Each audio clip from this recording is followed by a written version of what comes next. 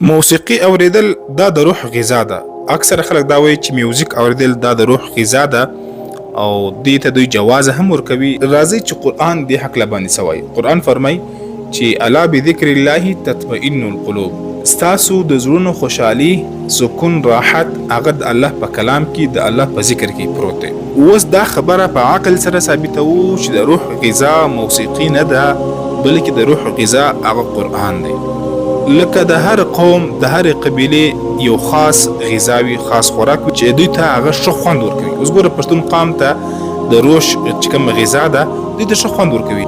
نو دغسې دا روح چې ده دا د الله له طرف څخه ده. سیسلو قل الروح من امر ربي، دا روح د الله د طرف څخه ده، نو غذا یې هم د الله له طرف څخه ده. اوس ګوره چې د کوم ځای سره تعلق وي، د هغه ځای چې کوم خوراک وي، غذا وي، هغه مرته خوند راکوي. سیسلو د هر قوم، د هر قبیلې هغه خپل یو فیورټه خوراک وي، هغه خوند ورکوي، ځکه دوی د هغه علاقې سره واسطه لري، د هغه سره مناسبت لري. نو دا روح چې دا د الله طرف څخه ده، او د روح خوراک هم الله منتخبه کړی دی چې هغه د الله کلام دی، د الله یاد دی. هیڅ کله نو روح ته هیڅ کله غذا نه حاصلیږي که څه هم ته ډېرې پیسې ولرې، که څه هم ته ډېر مال دولت ولرې، ته ډېر